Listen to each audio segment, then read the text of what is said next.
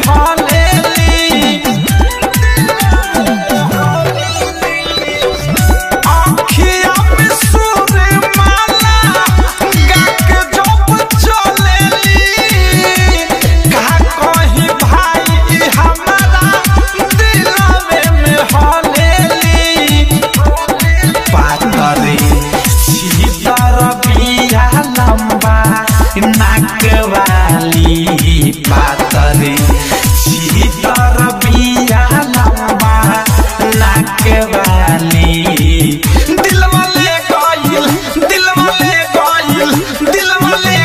पियर की फराक वाली दिल वाले गइल पियर की फराक वाली दिल वाले गइल पियर की फराक वाली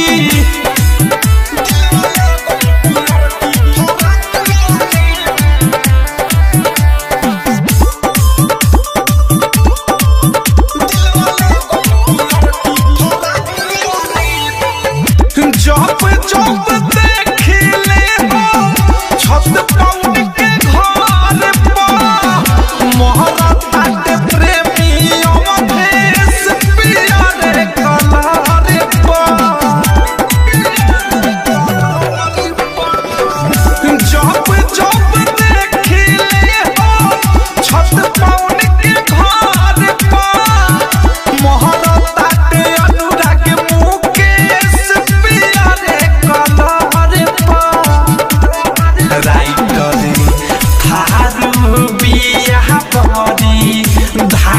वाली राइटरी मीठू मिसाइल बिया धाक वाली दिल वाले गइल पियर की फराक वाली दिल वाले गइल पियर की फराक वाली दिल वाले गइल पियर की फराक वाली करे पीछे हम पानी पगलाई जहिया से हम सुनील सेठी हम लोग के नया चैनल खोलने जा हम दो भाई हैं JNK जसवंत और हम सुनील सेठी। अभी हम फिलहाल शंभू मंदिर काठमांडू जो नाम सुन रहे हो तुम लोग आप लोग यहाँ बहुत ऐसे घूमे के आप लोग भी घूमे आए यहाँ दर्शन करें। अभी तक यहाँ देखिए पूरा काठमांडू का नज़ारा देखिए लीजिए। यहाँ शंभू पूरा ऊपर बहुत ऊंचा है, यहाँ दर्शन करने आइए आप लोग। पूरा काठमांडू दिखता है, उधर भी घुमा दीजिए। भी आइए घुमाते हैं और हम लोग का चैनल में आप लोग सबकी दर्शन कर लीजिए। देखिए बाबा भोलेनाथ का मंदिर है, यहाँ बहुत ऊंचा है यार। इधर से थोड़ा ही दिखा दे भाई पूरा नजारा। ये देखो भाई पूरा दिखता है ना, इधर से काठमांडू पूरा दिखता है भाई। और शंभू भगवान को भी दर्शन कर लो आप लोग। शायद हम लोग का भी नसीब में था कि आ गए यहाँ पर घूमने और आप लोगों को दर्शन दिए हैं। यहाँ के नज़ारा आप लोग देख रहे बनी है काठमांडू के शंभूनाथ।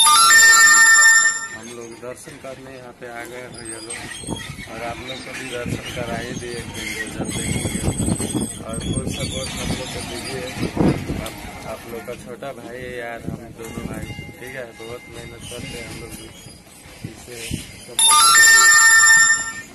और दर्शन कीजिए। यहाँ पूरा अभी नाइट हो गया है दोस्त, हम लोग वीडियो आज शूट किए हुए हैं।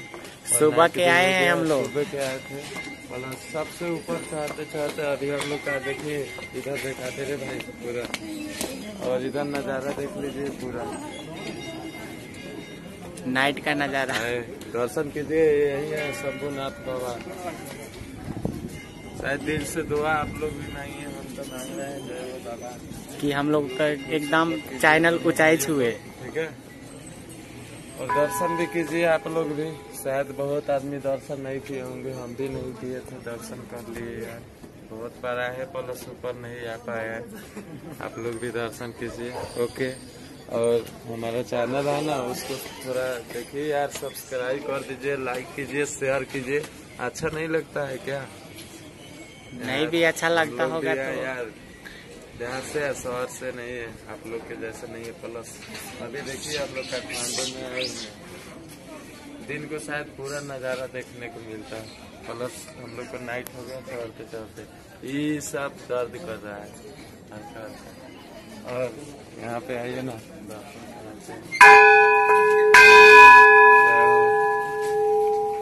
ओके दोस्त बाय। हम लोग का चैनल सब्सक्राइब कीजिए और फुल सपोर्ट दीजिए, और हम लोग को भी स्माइल देते हैं, स्माइल आप लोग को दीजिए प्लीज। हमारा JNK भाई अभी हमारा कैमरामैन कैमरा शूटिंग कर रहा है, इसलिए आपको दिख नहीं रहा है। ठीक है, यशवंत भाई ये कैमरा करते रहा अभी कुछ बोल ले भाई। प्लीज भाई यार चैनल के सब्सक्राइब कर ला लोगन, बहुत मेहनत से वीडियो बनावली। ठीक बा, बहुत मतलब का कहीं हमरा बोले के ना वाला भाई, बस इतने लाइक और चैनल के सब्सक्राइब कर लिया। ओके हाय दोस्त, नमस्कार प्रणाम। हम लोग को थोड़ा सपोर्ट दिए आप लोग। हाय।